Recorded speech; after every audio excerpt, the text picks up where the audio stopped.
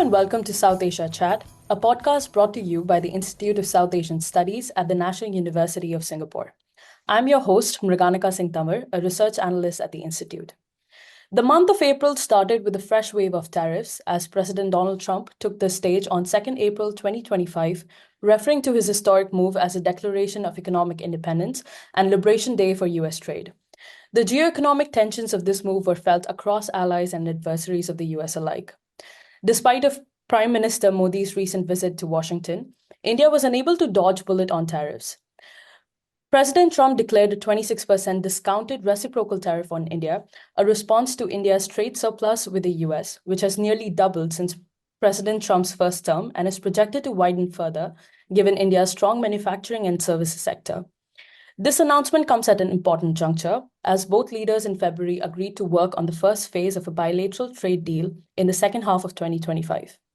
To comment on the challenges and opportunities present before India with Trump administration's tit-for-tat trade policy, joining us today is Dr. Amitendu Palit.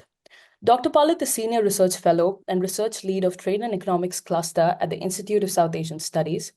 He is an economist specializing in international trade and investment policies, free trade agreements, supply chains, connectivity, cross-border data flows, and the Indian economy. He sits on the World Economic Forum's Global Future Council on Trade and Investment. He's Senior Research Fellow at the Wong Center for Study of MNC and advisor for Athena Infonomics. Dr. Palit has previously also worked for several years in the Indian Ministry of Finance and the Ministries of Industry and Civil Supplies. Welcome, Dr. Palit. Thank you, Mriganika. Thank you for having me on the show and for the very generous introduction. So my first question to you is, considering President Trump's announcement of 26% reciprocal tariffs on India, could you explain the significance of trade imbalance between the two countries? Yes, definitely. Mriganika, before proceed to answer that, there's just one little factual issue I wanted to point out. This is, in fact, being raised on a couple of forums that President Trump displayed a chart in his Rose Garden speech where he actually spoke of the reciprocal tariffs that are being imposed on various countries. And in that chart, he mentioned 26% as the rate for India.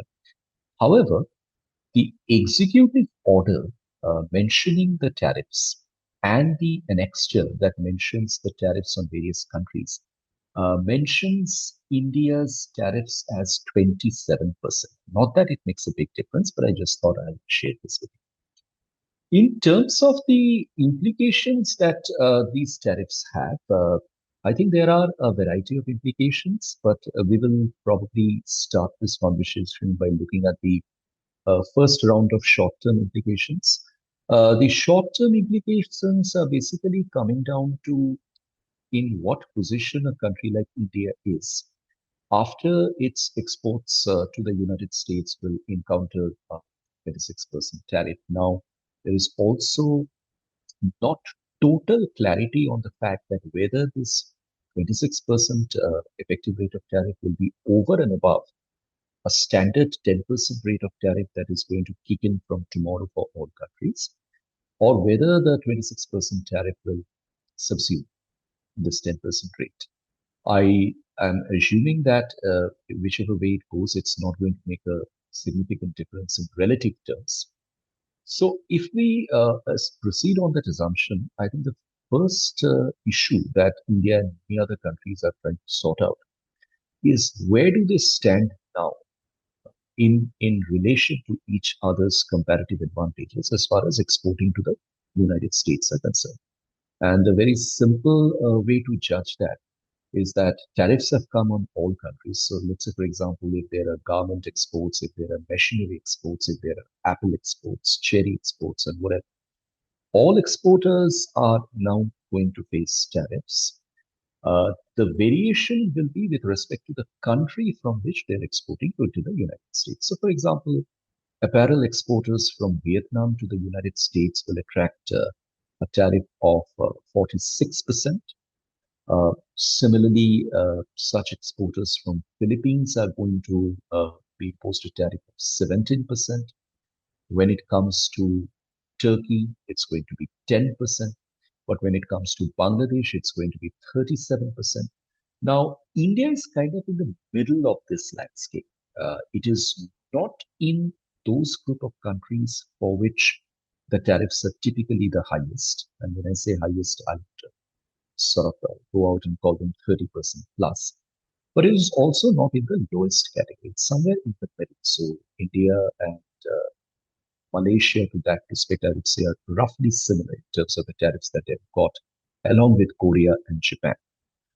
So I think it's a mixed bag. It's a mixed bag in the sense that now all products being exported to the United States from all countries are going to become pricier than before. And in that sense, when India looks at its own comparative advantages, it will find that it is better off compared with some others. It is not so well off compared with others.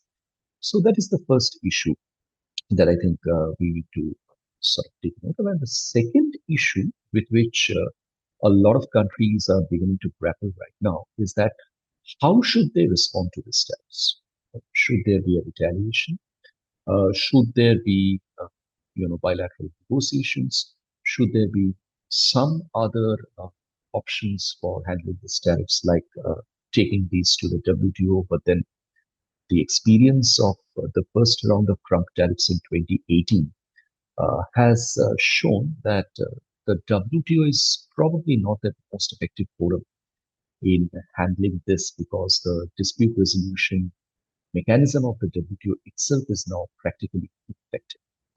So countries will need to think through what their respective strategies are. India's case is a little unique in this regard because India is one of those very few countries with whom a bilateral trade agreement is being discussed with the US. So there is a possibility that these reciprocal tariffs, along with a range of other issues, will be packaged into those negotiations when India discusses the broad contours of the framework of the United States. And we can discuss more about those and other issues. You rightly mentioned about the reciprocal tariffs that are imposed on India being lower than those of its Asian peers. I wanted to understand from you, Dr. Palid, whether President Trump's announcement of discounted tariffs on India suggests that his personal relations also influences foreign policy to some extent. That's actually an interesting question, Briganika, because I think if we look back at the global political landscape over the last 7 to 8 years, India definitely is one of those countries. And when I say India, I include its head of state, Prime Minister Modi, who actually was there during Trump 1.0. And they had a fairly extensive engagement bilaterally at that point in time. So, in that sense, India kind of knows how the Trump administration would react and respond to a large number of issues because what we are getting to see during the Trump 2.0 is not something out of the blue. In Trump 1.0 also, President Trump had made it very clear that tariffs will be used by him and his administration as a tool of foreign policy. He did initiate tariffs at that point in time, and that was the beginning of the global trade war in terms of the tariffs that he raised on China through Section 301 of the USTR Act, and also the generic tariffs of Section 232, which were imposed on steel and aluminum products, to which, by the way, at those point in time, India joined a number of other countries in imposing retaliatory tariffs on. But we must also note the fact that during Trump 1.0, India and the US had come very close to concluding a bilateral trade deal. So I think this sense is there that both administrations, including Prime Minister Modi and President Trump, they understand each other. They have worked with each other in the past. And President Trump, on a variety of occasions, has mentioned sort of quite positively and brightly about his relationship with Prime Minister Modi. And the fact that Prime Minister Modi was also one of the earliest foreign heads of state to visit President Trump when he moved into the White House for the second time. These are all, I think, signals and evidence of the fact that personal relationships between the Indian and US heads of state are an important factor in firstly establishing a certain level of trust between each other, which influences the quality of the working relationship that they have. Because let's not lose sight of the fact that if we keep the tariffs part aside, in many other areas, the India US relationships are very robust and very distinct by themselves. And it is also important to note that tariffs are not just an issue with India. Tariffs, as far as the US are concerned, are an issue with practically all trade partners that it has. So, as a result of that, I think I would tend to definitely agree with you on the point that the relationship between the two heads of state might actually, going forward, become an important factor in determining what is the way in which both countries handle the reciprocal tariffs. Very rightly said. Dr. Palit, before moving to discuss the effect on the industries, I also wanted to understand from you if you could comment a little bit on what is the impact of these tariffs on the other Asian countries in this region? And could you elaborate a little bit on what it means for the regional and the global trade dynamics? Mriganika, I think the general commentary that has been coming out since the time that tariffs were announced, which is almost now more than 24 hours, is that Asia has been the hardest hit. Now, if you look at this sentiment closely, I think it connects to the fact that the largest recipient of tariffs in all respects has been China, which is the second largest economy of the world, the largest trade partner of the United States, and also the largest Asian economy. And China has been on the uh, action list of the United States right from the time when President Trump came into office. China, Canada, and Mexico have been the three countries which have been sort of quote unquote on the hit list of tariffs. But the interesting part is that while Canada and Mexico were spared in the reciprocal tariffs list, because they already have had their own tariffs, which the United States has brought onto them. And they're also part of the United States Mexico Canada agreement that exists. China has not been spared. There's another round of tariffs that has come onto China, which has made which has made a difference to the overall comparative advantage and access prospects of Chinese exports into the United States now. In fact, with all tariffs taken together in a number of cases, the total amount of tariffs on Chinese exports to the US would now be almost somewhere between 75 to 80%. Along with China, there are other Asian countries which have been imposed high tariffs, and it's interesting in this regard to look at, let's say, for example, a country like Myanmar, which has been imposed with a 52% tariff. Countries like Cambodia and Laos are kind of close behind there. If you look at a country like Taiwan, Taiwan has been slapped with high tariffs. So has been Indonesia. So has been Malaysia, as we mentioned in the past. Philippines and Thailand have got their respective tariffs. We discussed about India. We spoke about the tariffs that other South Asian countries have invited. Also, the Gulf Cooperation Councils. Now, I think all these are not unexpected for the very simple reason that the guiding principle behind the imposition of tariffs has been the trade deficit in goods trade that the United States has with various countries of the world. And most of them are actually from Asia. And that is clearly because of the fact that Asia and emerging Asia and developing Asia, or at least the Southeast and Northeast Asian economies, have really been the largest exporters to the United States and to the Western economies, including the Europe. So they are the ones who naturally have had trade surpluses with the United States.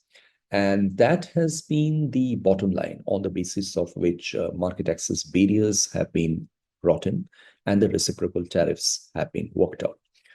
The question that now I think needs to be looked at very closely is that what does it mean for the Asian economies once these tariffs have come? And going by some of the indications that we can have with us, I don't think that most of these countries are actually working on a strategy of retaliation, except China. China has already retaliated in the first round. They might again retaliate in the second round. But I'm not sure whether that will be a similar policy which other countries will follow. And we have had, I think, a lot of conversation going on in the Asian trade and business and policy circles in terms of what this means for the supply chain issues. What does it mean for further fragmentation as far as global and regional production is concerned? But all in all, I think the biggest concern that Asia will be trying to address at this point in time is that what happens later in terms of country-specific trading relationships is, of course, what only time and the emerging situations will tell. But it is very clear that these kind of across-the-board tariffs, followed by whatever reactions come from various countries, and we at least know for sure that the United States and China are in a tit-for-tat retaliatory game. Now, that clearly has the impact of raising prices across all categories of goods, whether they be goods meant for producers, whether they be goods meant for consumers, whether they be agricultural products, industrial products. I think this overall prospect of consumer price and producer inflations rising is a very serious prospect. And given much of Asia's dependence on foreign exchange earnings from export, and export intensive industries, and the fact that the United States is a very, very major market for all of this, combined with that, the prospect of inflation is not a good signal. So I think they need to brace for tough times going ahead. Very rightly said. Bringing the conversation back to the Indian industries, Dr. Palit, which industries do you think are most affected by these reciprocal tariffs? And which sectors in India can actually stand to benefit from them?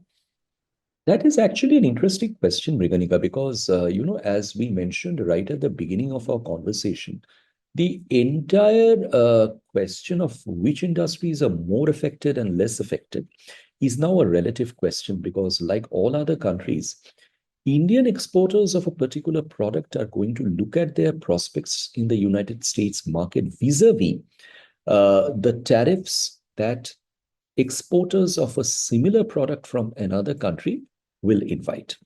So if we work on the basis of that assumption, I think there is some unexpected benefit which some Indian industries are going to have, for example, in apparels and ready-made garments, because India's typical competitors to the United States in these exports are countries like Vietnam and Bangladesh. So both Vietnam and Bangladesh are facing much higher tariffs in terms of the reciprocal tariffs vis-a-vis India. So that could be an interesting area of benefit for India. There could be benefits coming out in chemicals. There could be benefits coming out in certain food products. But I think all these also need to be looked at in the context of another point, which many of us are perhaps not giving as much attention as it requires. You see, we are assuming the United States domestic consumer will continue to buy goods, even if all of them become much more expensive than before. Now, if we assume this, then we must also assume at the same time that while the consumption basket of the average American consumer becomes more expensive than before, in order to maintain the same level of consumption, their incomes also need to go up by the commensurate amount, at least, if not more. Otherwise, the purchasing powers will start getting affected. Now, this is the major question that while the impact of tariffs on the American domestic market is going to be, very significant insofar as the rising of the prices are concerned, are their incomes going to rise at the same time? I don't think we should we should accept that for the very simple reason that there is no major production revival or acceleration of economic activity that we have seen in the United States, not after has come in, and not even before his coming into office during the last maybe 1 year or 18 months of the Biden administration, which can lead you to the idea that the consumer incomes in America are rising, the household incomes are rising. So it doesn't matter if they face more expensive products in the market as a result of the tariffs, they will still continue to buy these products. Now, if they don't, if the incomes remain stagnant and the consumption basket and the consumption items become more expensive, the consumer will have to choose. And I think this is an important point which we need to consider. The consumer will be forced to choose between those items which are less expensive in a range of items. So then it becomes a crucial matter that whether, let us say, figuratively speaking, Indian apples are pricier than apples from Turkey or apples from any other parts of the world after the tariffs and on their entry into the United States market. So I think, Mriganika, while there will be benefits, there will be relative access advantages that many sectors will enjoy. It will also, to a very large extent, depend upon the ability of the American economy, particularly American consumers, to absorb pricier consumer products. Right. As it appears, the Indian government has been deliberating the impact of these tariffs. Can you shed a little bit light on whether there were any steps taken to mitigate the US concerns over these tariff barriers in India, or is it still under deliberation by the Trade Ministry? There are some very specific areas which President Trump has always called out with respect to India and the tariffs that it maintains. So one of them, for example, is tariffs on electric vehicles. Uh, if I look back at the policies that have been taken since President Trump came to office, India has lowered tariffs of electric vehicles, and we know where this interest is going to come in from because Tesla is very keen on moving into India and capturing the large Indian market. So I will not be surprised if the tariffs on electric vehicles in India are lowered further. If we go back at the announcements that were made during the last union budget in India, we saw a lot of items on which tariffs have been brought down. I have described this as the Trump effect on the budget. This has even included items like 600cc motorcycles, which are typically the ones that are sold by Harley Davidson and other US manufacturers. So that's one. I'm not too sure how big is the consumption inclination for bourbon whiskey in India, but that may again be another item where tariffs might be brought down for India. There's something interesting over here that we need to look at. There might be a lot of items which the United States might be flagging as items where they would want India to lower the tariffs. The point is that how much of those items are actually being consumed by India and in what amount? If those are not very significant in terms of the domestic consumption, if they're not really necessities, then I don't think India will really have much of an issue in bringing down the tariffs on those. And the result of that will be the average applied tariffs will come down. And that is the number which has been shown by the chart that President Trump used during his press meet, vis-a-vis which the reciprocal tariffs have come. So I think if that number comes down, then obviously the reciprocal tariffs are going to also come down. The bigger question over here, which I think will be worrying the Indian policy authorities a bit about, is that it's not just the tariffs that the United States would want India to bring down. These tariffs, the reciprocal tariffs that have come on various countries, are based on a number which the United States has estimated, which they are calling the tariffs being sort of imposed by each country. And that number which they have worked out doesn't include only tariffs. that includes also certain other policies which are restricting the market access for United States exports into India and many other countries. So these include, for example, non-tariff barriers. These also include policies that are impacting the competitiveness of the American dollar. So currency management practices, for example. So I think India's challenge will be in addressing these specific policies, which are non-tariff policies, but prohibiting market access. So, for example, the quality control orders that India maintains, those issued by the Bureau of Indian Standards for determining the quality of Indian imports by India from various countries before they're sold in the Indian market. And in many cases, these quality control orders are not consistent with global standards. And there has been a common complaint by the foreign producers about the lack of alignment between these orders and those that the global market requires.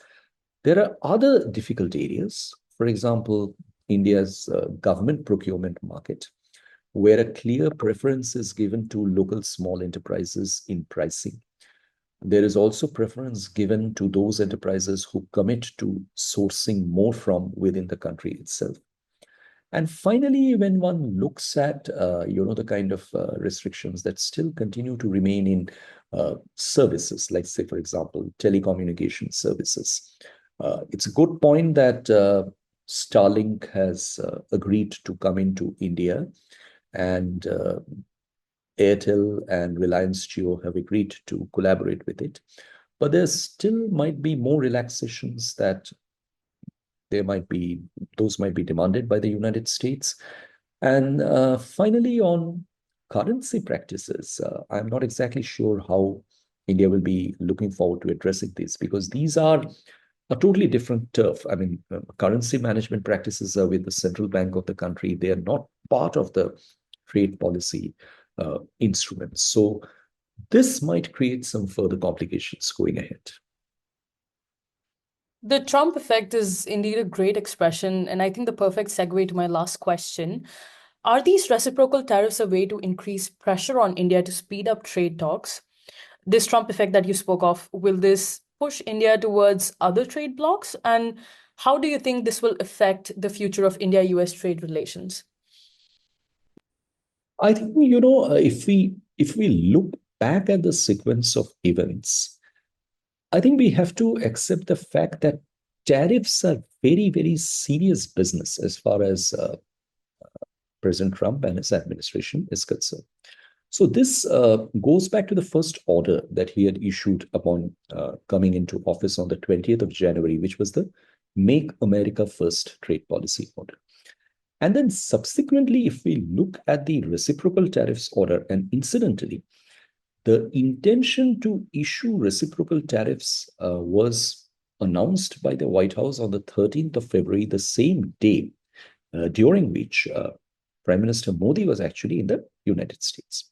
Now, when the final EO or the executive order that came on the 2nd of April, bringing out the reciprocal tariffs, when we look at that closely, the background to this order actually makes a case for the United States being in a condition of national emergency.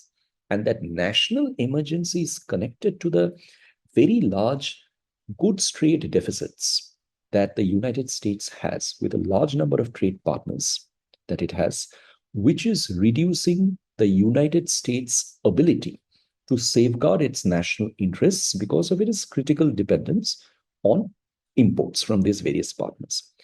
And this is the ground on the basis of which the Emergency Economic Powers Act, which was brought in the 1977, but is a provision which has never been used, was invoked by President Trump for issuing reciprocal tariffs. The point that I'm trying to make over here is that the tariffs are very serious business, and they are ingrained into the administrative and political approach of the Trump administration.